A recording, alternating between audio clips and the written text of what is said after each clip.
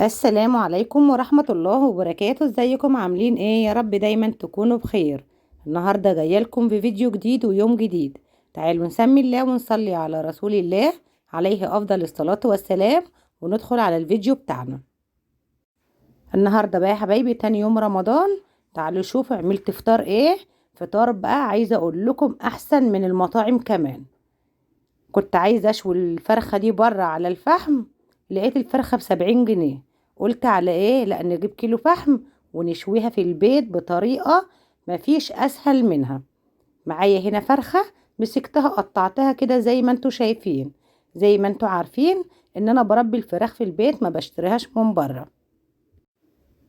فطلعت الفرخية، انا بسيبها حبايبي تفك كده على رف التلاجة، يعني بطلعها من المغرب وبسيبها لحد الصبح على رف التلاجة. الصبح بطلعها. عايزة اقول لكم بقى قمت بدري، طلعت الفرخة وقطعتها كده زي ما انتوا شايفين. الفراخ اللي انا بربها في البيت يا حبايبي ولا بتتنقع ولا اي حاجة، تشطفيها بس كده وتعصري عليها ليمونة. وقشرت بصلتين صغيرين، يعني بصلايه كبيره، البصلتين دول بمقام بصلايه كبيره. ومعايا هنا طماطمايه متوسطه. تعالوا بقى شوفوا انا حطيت ايه للتتبيله. التتبيله دي يا بنات حلوه قوي قوي. عايزه اقول لكم تنفع ان انت تعمليها في الصينيه، تشويها كده في الفرن، وزي بقى ما هتشوفوا معايا انا شويها على الفحم. عايزه اقول لكم حلوه قوي قوي. يبقى اول حاجه جبت الكبه ونزلت ببصلايه كبيره او بصلتين صغيرين، ونزلت عليهم بطماطميه وعصرت ليمونايه. عصير الليمون بيدي مزازه حلوه قوي قوي للفراخ المشويه. ونزلت عليهم بمعلقه كبيره من دبس الرمان، ونزلت عليهم بمعلقه من الصويا صوص، معلقه صغيره. ومعانا الزيت 4 معالق من الزيت. بعد كده ننزل عليهم بمعلقة من الفلفل الأسود، معلقة من معلقة الشاي كبيرة. تمام. وبعد كده نزلت عليهم بعلبة زبادي. علبة الزبادي دي الصغيرة يا بنات اللي هي ب5 جنيه. حلاوة الزبادي بقى ان هي بعد الفراخ ما تشويها تحسي كده ان لحم الفراخ طرية مش لحمها ناشف. يبقى احنا كده حطينا علبة زبادي صغيرة. بعد كده ننزل بالملح. الفراخ المشوية بقى اهم حاجة تظبطي الملح بتاعها، ولا تكون حادقة معاكي ولا تكون عذبة. هنا بقى ظبطت الملح. بعد كده بقى ننزل عليهم بمعلقة كبيرة من خلطة المشاوي. حلوة قوي قوي يا بنات. ومعايا بقى كيس تاني كان فيه معلقة من تتبيلة المشاوي. ده ليه طعم والكيس التاني ليه طعم. ده مكتوب عليه اهو خلطة المشاوي، وده هوريهولكم دلوقتي مكتوب عليه تتبيلة المشاوي. نزلت هنا بمعلقة وهنا بمعلقة. بعد كده بقى نضربهم مع بعض كويس جدا لحد ما ينعم معانا. كده كده احنا غاسلين الفراخ ومصفيينها من المية. هنا بقى يا بنات التتبيلة كانت انضربت معايا كده زي ما انتوا شايفين. بعد كده بقى جبت العلبة وبدأت ان انا افتح الفراخ. بصوا جبت كده السكينة وبدأت ان انا افتح بالشكل ده تحت الجلد. ابدأي كده ان انت تفتحي عشان الفراخ يا حبايبي تشرب من التتبيلة. اهم حاجة تبلي الفراخ بتاعتك قبل الشوي مش اقل من 4 او 5 ساعات. ويا سلام بقى لو تبلتيها بالليل كده وسبتيها تشرب من التتبيلة. عايزة اقول لكم الفراخ المشوية كل ما بتغيب في التتبيلة بيكون طعمها احلى بكتير. زي ما انتوا شايفين كده اللي انا بحطها بحط عليها شوية من التتبيلة. وبعد كده بقى بقلب الفراخ كده مع التتبيلة كويس جدا وبغطيها وسيبيها بقى زي ما قلتلك مش اقل من 4 او 5 ساعات. انا في الوقت ده قمت الصبح بدري تبلتها ودخلت نمت تاني. وبعد كده قمت بقى كملت باقي الفطار. تمام. كده بقى فضيت كده على الفراخ باقي التتبيلة. وبعد كده نغطيها وندخلها على رف التلاجة. زي ما انتوا شايفين كلها متغطية بالتتبيلة. التتبيلة دي يا بنات حلوة قوي قوي، اعمليها في اي عزومة عندك عايزة اقولك تشرفك. بعد كده بقى غطيت العلبة كده زي ما انتوا شايفين. وبعد كده خدتها ودخلتها التلاجة. احنا بقى في الوقت ده كنت بعد الظهر، يعني الساعة 12 ونص كده واحدة. قلت بقى نعجن شوية عيش طريين جنب الفراخ المشوية. هنا بقى معايا الدقيق مسكته نخلته. اي كمية عندك بقى عايزة تعمليها، يعني انا عاملة هنا مش اقل من 3 كيلو. انا بجيب شوال دقيق يا حبايبي قبل رمضان، وامي بتديني يعني بتبقى عندها غله وطحناها بتديني، ربنا يخليها ليا، بتديني شكارة دقيق وبجيب عليها شكارة، وباخد بقى شويه فاخر على شويه غله. يعني اللي انتوا شايفينه ده دقيق غله على دقيق فاخر. معايا هنا كان في يعني بواقي لبن معايا، كنت حاطاه في البرطمان ده وعليها ميه، فقلت بقى بدل ما يبوظ مني ويعمل ريحه ونرميه، لا نستغله كده في العجين.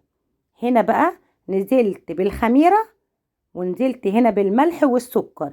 يعني ال3 كيلو تحط لهم 3 معالق سكر ومعلقتين من الملح، وكل كيلو حطي له معلقة من الخميرة تكون معلقة كبيرة. ومعايا هنا مية دافية، ومعايا الزيت، ومعايا اللبن. جبت بقى بلاستيكة تانية وفضيت عليها شوية مية دافيين، وننزل عليهم باللبن. اللبن ده كان ساقع عندي في التلاجة.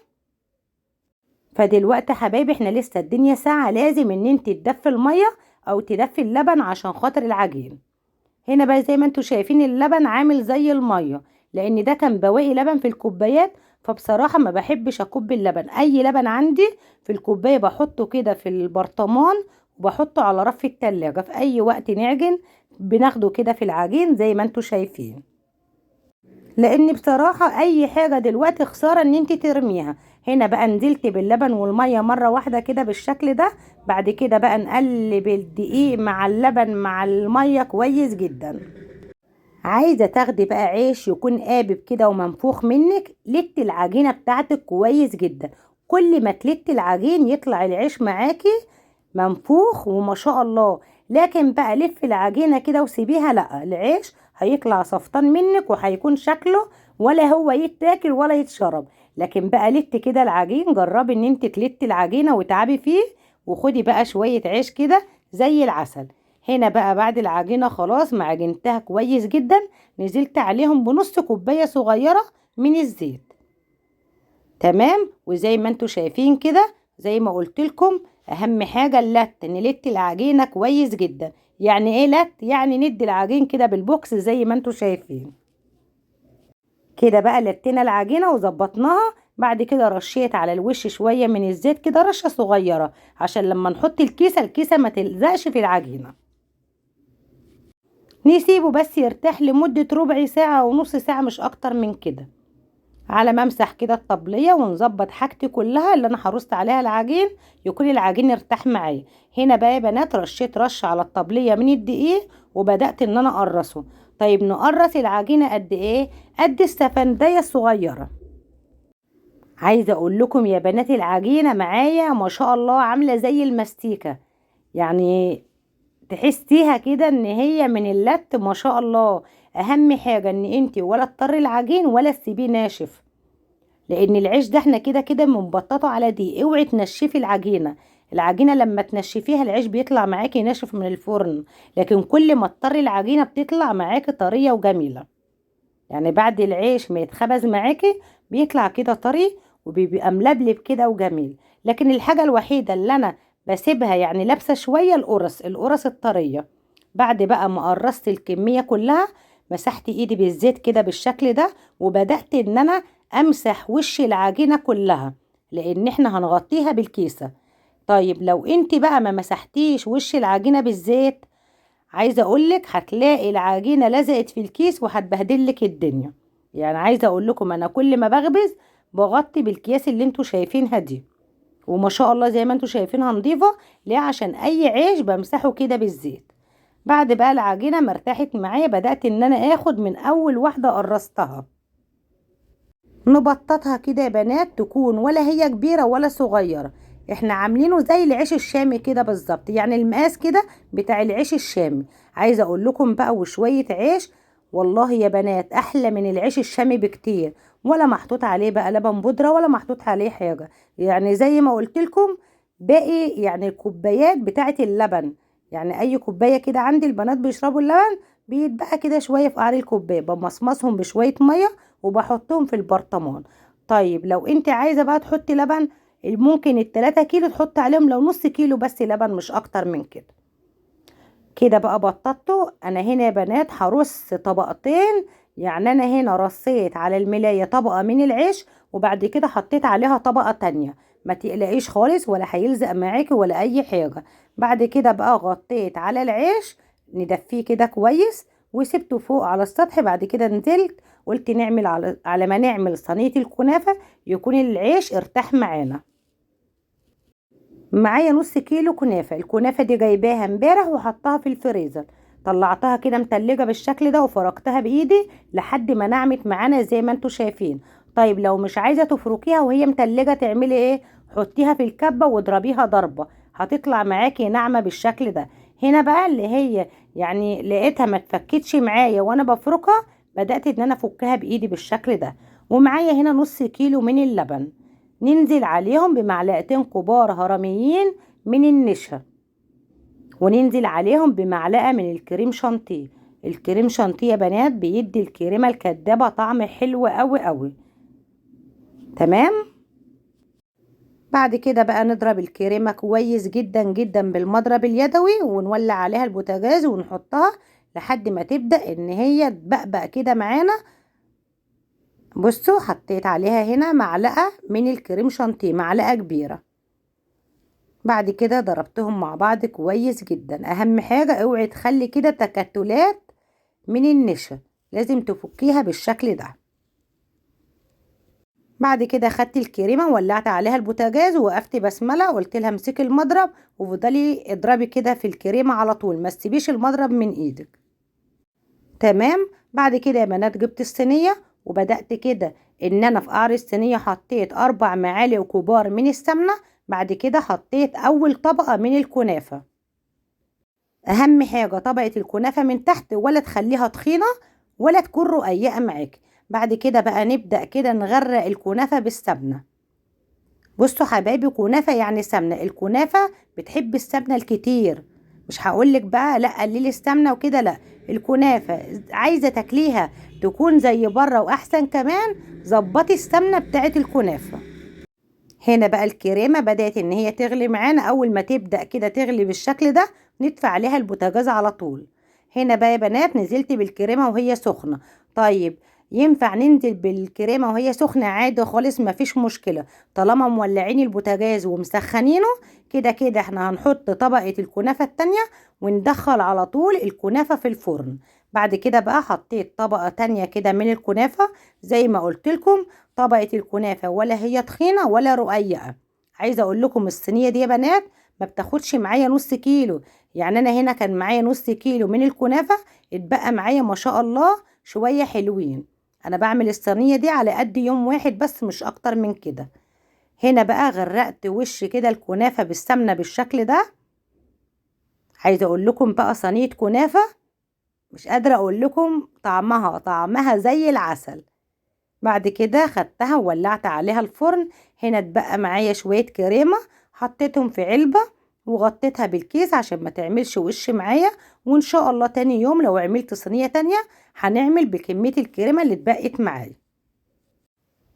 يعني ممكن لو عملت كمية كريمة كبيرة واتبقى منك حطيها على رف التلاجة واستخدميها تاني يوم او تالت يوم، مفيش مشكلة خالص. اهم حاجة تضربيها كده بالمعلقة. ودي يا بنات كمية الكنافة اللي اتبقت معايا من نص كيلو. يعني لو ربع كيلو كمان هيعمل معايا صينية اكبر من كده. نسيبها بقى في الفرن على ما نخبز شوية العيش. عايزة اقول لكم ان انا يعني خبزت العيش ونزلت كانت الكنافة لسه ما استوتش. ولعت الفرن يا بنات وسخنته. وبعد كده بدأت ان انا احط اول رغيف زي ما انتوا شايفين ما شاء الله. هوريكم بقى العيش دلوقتي، شوية عيش بقى زي العسل. اهم خطوة في العيش ان انت بعد ما تبططيه غطيه ودفيه كويس وسيبيه يرتاح، لان احنا دلوقتي في الشتاء. لكن لو احنا في الصيف عايزة اقول لكم في الصيف ببططه وبخبز على طول. هنا بقى الفرن بحط كده رغيفين برغيفين زي ما انتوا شايفين ما شاء الله. والرغيف اللي بيحمر معايا برشه كده بالمية. اهم حاجة بقى رشة المية. رشة المية دي يا بنات بتدي كده لمعة حلوة قوي قوي للعيش. وما شاء الله 3 كيلو دقيق عاملين معايا كمية عيش كبيرة مش صغيرة. هنا بقى زي ما انتوا شايفين بصوا العيش طالع منفوخ كده وحاجة ما شاء الله زي العسل. عايزة اقول لكم والله يا حبايبي يتاكل حاف. تاكلي في السحور، تاكلي في الفطار كده، جنب اي اكل تاكلي العيش ده. زي ما انتوا شايفين ما شاء الله العيش كله طالع قابب كده وزي الفل. وده كان العيش معايا. ايه رأيكم بقى في الجمال ده؟ يلا لو وصلت معايا لحد هنا حطي لايك. خلصت خبيز العيش، نزلت لقيت صينية الكنافة كده زي ما انتوا شايفين. خدت معايا اللون الذهبي، هو ده اللون اللي انا بحبه. بعد كده بقى نزلت عليها كده بالعسل. نسيبها بقى يا بنات لحد ما تشرب كمية العسل كلها. عايزة تقلبيها ما تقلبيهاش دلوقتي خالص غير لما تبرد معاكي. وده الشربات اللي انا كنت عاملاه معاكم. الشربات ده حبايبي بينفعني، عايزه اقول لكم طول شهر رمضان، ويقعد معايا كمان بعد شهر رمضان، ممكن يقعد شهر. يبقى احنا هنا خبزنا العيش وتبلنا الفراخ وعملنا صينيه الكنافه. اتبقى معايا الشوي مش اكتر من كده. باقي بقى شويه سلطه. المكرونه كده كده عاملين السلطه وحاطينها في الفريزر. عايزه اقول لكم والله كل حاجه بتعمليها وتحفظيها في الفريزر بتنفع معاكي بعد كده. هنا بقى جوزي ربنا يخليهن ويبارك لنا فيه اللهم امين. ولع لي الفحم، وانا بقى جبت الشوايه ورصيت عليها الفراخ كده بالشكل ده.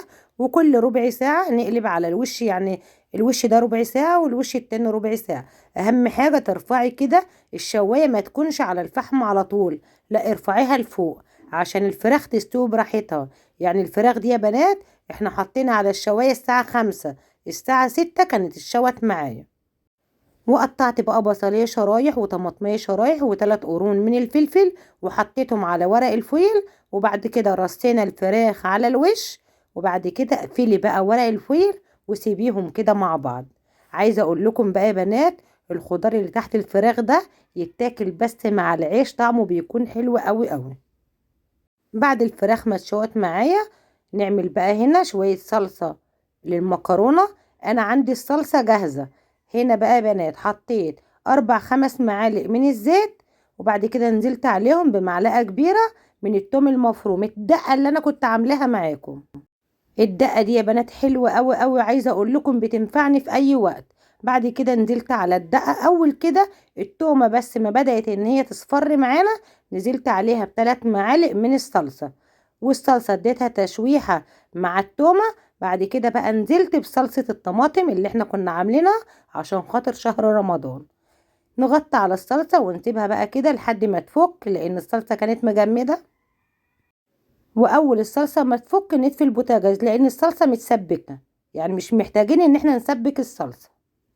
بعد كده بقى طلعت كيس فراوله من الفريزر وحطيته في الكوس كده زي ما انتوا شايفين، ونزلت عليه بالسكر ونزلت بالميه. بعد كده بقى ضربتهم كويس جدا بالهاند بلندر بالشكل ده. عايزه اقول لكم والله يا حبايبي الهاند بلندر ده خلاني نستغنى عن الخلاط. من ساعه ما جبته كده بضرب بيه كل حاجه. وكده العصير بقى جاهز معانا. جبت بقى الازازه وفضيت فيها العصير زي ما انتوا شايفين. يبقى كده يا بنات اتبقى معايا بس ان انا اعمل طبق طحينه. تمام. جبت الصينيه ورصيت عليها الكوبايات وحطيت عليها كده ازازه العصير، وبعد كده ركنت بقى على جنب الصينيه لان انتوا عارفين الرخامه عندي صغيره مش كبيره. فمش لازم بقى ان انت كل حاجة تحطها يعني جنبك وتخنقي نفسك كده على الرخامة، لا. يعني انا الحاجة اللي بخلصها برصها على السفرة، وبعد كده ببدأ بقى ان انا ارص كل حاجة على الرخامة وقت التصوير. هنا بقى جبت صينية الكنافة وجبت الطبق، وبدأت كده ان انا نقلب صينية الكنافة بالشكل ده. خبطيها كده خبطتين 3 هتلاقيها نزلت معاكي بكل سهولة. اهي يا بنات الكنافة نزلت معانا. هنا بقى اللي معايا في القعر ده حطيته على وش الكنافة عادي، مفيش اي مشكلة. شايفين بقى الجمال؟ عايزة اقول لكم صينية كنافة احسن من اللي انت بتشتريها من بره بكتير، لان حاجة انت عاملاها في البيت وعاملاها بحب كمان لولادك، فطبعا بتطلع معاكي احلى من اللي انت بتشتريها جاهزة. قطعت كام خيارايه. وهنا بقى جبت طبق حطيت فيه كوباية صغيرة من الطحينة. بعد كده نزلت على الطحينة بكوباية صغيرة من الزبادي. وهنا يا بنات حاطة مية المكرونة. اول المية ما بدأت ان هي تغلي معايا نزلت بكيس مكرونة. البنات عندي قالوا لي لا يا ماما احنا عايزين مكرونة جنب الفراخ المشوية. قلت لهم خلاص نعمل كده نص كيلو، مش هياخد وقت ولا حاجة. طالما الصلصة عندي والصلصة كانت جاهزة زي ما انتوا شايفين، ما شاء الله المكرونة مش هتاخد معاكي وقت. هنا بقى نزلت على الطحينة بمعلقتين كبار من الزيت، وبعد كده ننزل عليهم بربع كوباية من المية. مية سخنة مية باردة، الاتنين هيدوكي نفس النتيجة. بعد كده بقى نزلت بمعلقة صغيرة من الملح، ونزلت عليهم بمعلقة صغيرة جدا من الكمون. وبعد كده نزلت عليهم كده بربع معلقة من الدقة، او ممكن تخرطي فص توم صغير عليهم، بس انا بصراحة بستسهل الدقة اللي انا بعملها لان طعمها بيكون حلو قوي. بعد كده يا بنات بدأت كده نضربهم مع بعض بالهاند بلندر، وبعد كده قلبتهم مع بعض كويس جدا. وهنا الطحينة كانت جاهزة معايا. جبت بقى طبقين كده وحطيت الخيار بالشكل ده، وبعد كده حطيت كده في وسط الخيار الشيبسي.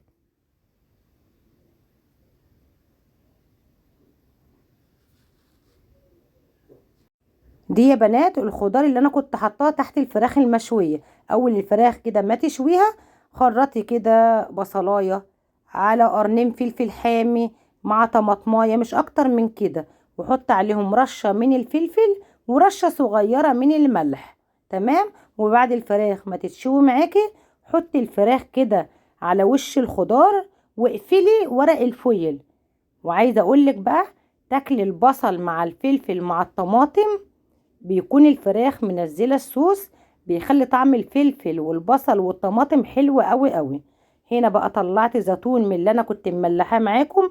فاكرين الزيتون ده؟ انا كنت مملحاه يا بنات معاكم من ايام الزيتون ما كان مالي السوق. عايزه اقول لكم طعمه حلو قوي قوي. الزيتونيه زي ما هي وبتقرمش وطعمها فوق الروعه. هنا بقى جبت الاطباق وبدأت ان انا افضي كده طبقين للطحينة وطبقين مخلل. وبعد كده بقى هنا كنت عاملة سلطة. وهنا يا بنات صفيت المكرونة ونزلت عليها على طول بالصلصة، ولا شطفتها تحت المية ولا اي حاجة، لان في الوقت ده كان خلاص فاضل على المغرب كده مش هقل من ربع ساعة. نقلب بقى المكرونة مع الصلصة، رشيت عليها بس شوية صغيرين من الفلفل. بعد كده نغطي عليها، واول المكرونة ما تتبخر معانا نطفي عليها البوتاجاز على طول. بعد كده رشيت رشة صغيرة من الملح على السلطة. السلطة دي يا بنات عاملاها بعود شبت ونص حزمة من البقدونس ونص حزمة من الكزبرة، وقطعت خيارية وطماطمتين صغيرين، لان انتوا عارفين مشويات يعني طبق سلطة. وهنا بقى كل الحاجات الناشفة كانت جاهزة معايا، والفراخ مشوية ومتغطية. طالما الفراخ شوياها ومغطياها بورق فويل، عايزة اقولك تقعد معاكي اكتر من ساعة سخنة ما تبردش. شايفين العيش؟ شايفين بقى قد ايه العيش طري؟ ايه رأيكم بقى في الجمال ده؟ هنطلع على قد الفطار وباقي الكمية نحطها في اكياس وندخلها في الفريزر. في الوقت ده يا بنات كان تليفوني فصل، فصورت بتليفون البنات عندي. زي ما انتوا شايفين الصورة منغمشة وظلمة بصراحة الاكل خالص. ما شاء الله هو كان شكله اصلا على الطبيعة يفتح النفس. فزي ما انتوا شايفين كده الكاميرا منغمشة ومش ظابطة الصورة خالص. هنا بقى كان عندي من امبارح باقي ملوخية، سخنتها وحطيت طبقين صغيرين جنب الاكل.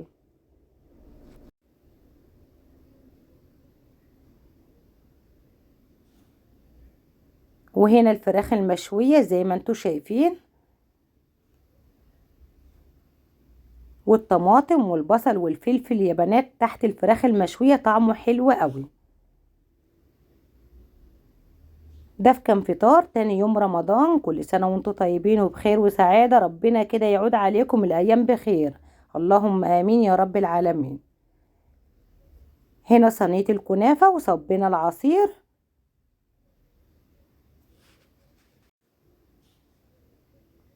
زي ما انتم شايفين ما شاء الله شكل الأكل يفتح النفس. تعالوا بقى نقطع معاكم صينية الكنافة ونوريكم الجمال. شايفين بقى الجمال وهي بتتقطع كده بتتكلم عن نفسها. تعالوا بقى شوفوا الجمال. هوريكم بقى بنات الكريمة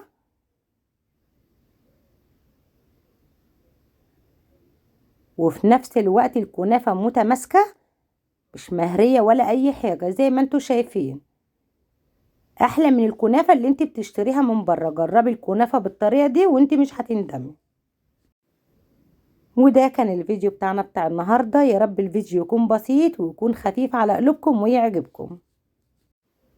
نشوفكم في فيديو جديد والسلام عليكم ورحمة الله وبركاته.